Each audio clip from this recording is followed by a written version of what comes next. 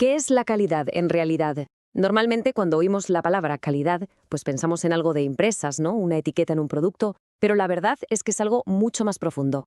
Es, ni más ni menos que la base de la confianza. Es el motor de la competencia y además es un concepto con una historia fascinante que se remonta a los inicios de la civilización. Vamos a hacer un recorrido para descubrir juntos cómo ha evolucionado todo esto. A ver, parémonos a pensar un segundo en esto.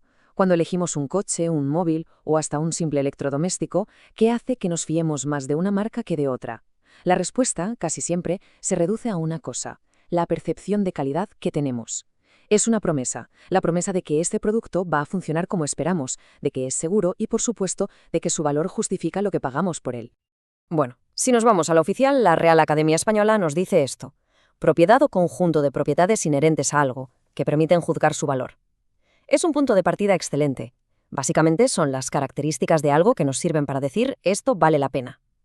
Sin embargo, esta idea, que parece tan simple, ha ido cambiando de formas que ni nos imaginamos a lo largo de la historia.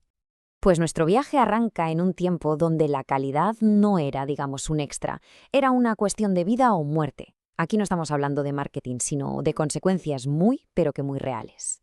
Fijaos, en la antigua Babilonia, el código de Hammurabi no se andaba con tonterías. Si un constructor hacía una casa, ésta se derrumbaba y mataba al dueño, al constructor se le condenaba a muerte. Así de claro. Los fenicios, por su parte, le cortaban la mano al que fabricaba productos defectuosos una y otra vez. Y ya los egipcios y los mayas usaban patrones como una simple cuerda para asegurarse de que todo tuviera las medidas correctas. Incluso el Imperio Romano tenía procesos súper rigurosos para probar la calidad de sus acueductos y calzadas. Así que, como veis, desde el principio, la calidad no fue una opción, sino un pilar para que las civilizaciones sobrevivieran y avanzaran. Damos un salto enorme en el tiempo y nos plantamos en una época que lo cambió absolutamente todo: la Revolución Industrial. La producción se disparó, sí, pero con ella apareció un desafío nuevo y gigantesco. Claro, antes de que existieran las fábricas, la cosa era más sencilla. El artesano era el único responsable de su obra. Pero el sistema industrial necesitaba otra cosa. Ya en el siglo XVII, los gremios funcionaban casi como certificadores, estableciendo las primeras especificaciones. Luego, la idea de las partes intercambiables, que fue clave para fabricar armas en el siglo XVIII, hizo que la consistencia fuera vital. De repente, la calidad ya no dependía de la maestría de una sola persona, sino de la precisión de cada trabajador en una cadena de producción cada vez más y más compleja. Y claro, la gran protagonista de todo este cambio fue la máquina de vapor. No solo fue el motor de las fábricas, sino que también hizo el problema de la calidad mucho, mucho más grande. La velocidad y la cantidad de cosas que se producían hacían imposible que una persona lo inspeccionara todo pieza por pieza. Hacía falta un sistema, una forma totalmente nueva de gestionar la calidad a gran escala. Y es justo aquí donde la historia pega un giro de guión brutal. La calidad pasó de ser algo casi artesanal, una inspección a ojo, a convertirse en una auténtica ciencia, una disciplina que se podía medir, analizar y, lo que es más importante, controlar. El gran dolor de cabeza, el problema central, era la variabilidad. Pensemos, por ejemplo, en fabricar tornillos. Aunque la máquina sea perfecta, es posible que un tornillo tenga una micra más de diámetro que el siguiente. Ahora, multipliquemos esa diferencia mínima por millones de tornillos. ¿Cómo se podía gestionar esa variabilidad que era inevitable para que no acabara generando defectos? Y la solución, como suele pasar, vino de donde menos se esperaba. Allá por los años 20, en los laboratorios de la compañía telefónica Bell, había un físico e ingeniero, Walter Shewhart, que estaba dándole vueltas justo a este problema. Y la solución que encontró iba a cambiar la industria para siempre. Lo que inventó Shewhart fue el gráfico de control. Y esto de verdad fue una auténtica revolución. Por primera vez se podía ver la variabilidad de un proceso a lo largo del tiempo. Se podía saber qué variaciones eran normales, el ruido típico del sistema y cuáles indicaban un problema de verdad. O sea, en lugar de esperar al final para ver si el producto estaba bien o mal, ahora se podía controlar el proceso mientras ocurría. Fue un cambio de mentalidad total. Vale, nos movemos ahora a la segunda mitad del siglo XX y la historia de la calidad se traslada a Japón. Lo que pasó allí fue una de las transformaciones económicas más espectaculares de la historia y la calidad fue, precisamente, su pieza clave. A ver, antes de la Segunda Guerra Mundial, la etiqueta hecho en Japón era sinónimo de algo barato y francamente de mala calidad. Pero es que en apenas unas décadas le dieron la vuelta a la tortilla de una manera espectacular. En los años 80, las empresas japonesas eran las dueñas de mercados como la electrónica o los coches, y lo eran precisamente por la calidad altísima de sus productos. ¿Pero cómo lo consiguieron?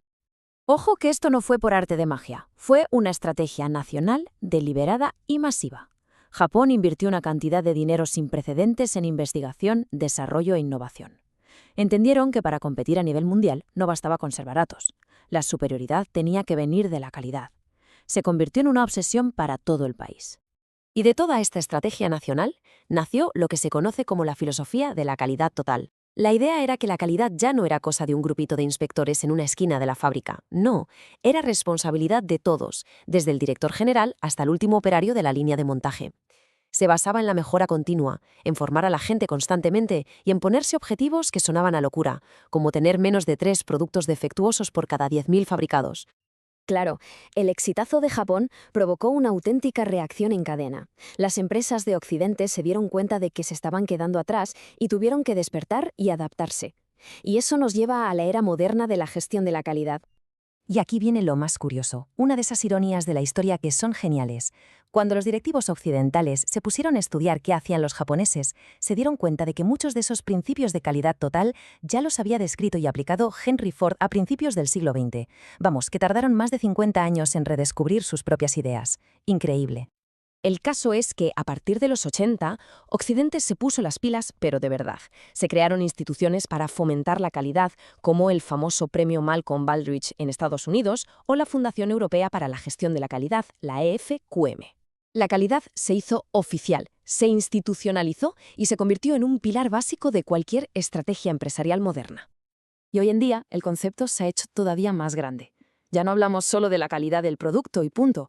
Hablamos de sistemas de gestión integrados, que mezclan la calidad con la famosa norma ISO 9000, el respeto al medio ambiente con la ISO 14000 y la seguridad y la salud de los trabajadores. Es una visión mucho más completa, un enfoque global de cómo hacer bien las cosas en una empresa. Y con todo esto llegamos a la definición moderna, la de la norma ISO. Y ojo a las palabras clave: satisfacer las necesidades. Esto es fundamental. Significa que la calidad ya no la decide el fabricante en su fábrica, la decide el cliente con su experiencia. El poder ha cambiado de manos por completo. Ahora todo gira en torno a la satisfacción del usuario final. Todo este viaje por la historia nos deja aquí, en el presente. Pero claro, con una pregunta sobre la mesa. Hemos pasado de la inspección a ojo al control estadístico y a los sistemas integrados. Y ahora, en un mundo lleno de software, de servicios que no se pueden tocar, de inteligencia artificial, ¿qué va a significar la palabra calidad? ¿Cómo vamos a medir la calidad de la experiencia de un usuario, la fiabilidad de un servicio en la nube o la ética de un algoritmo? La historia de la calidad, está claro, todavía tiene muchos capítulos por escribir.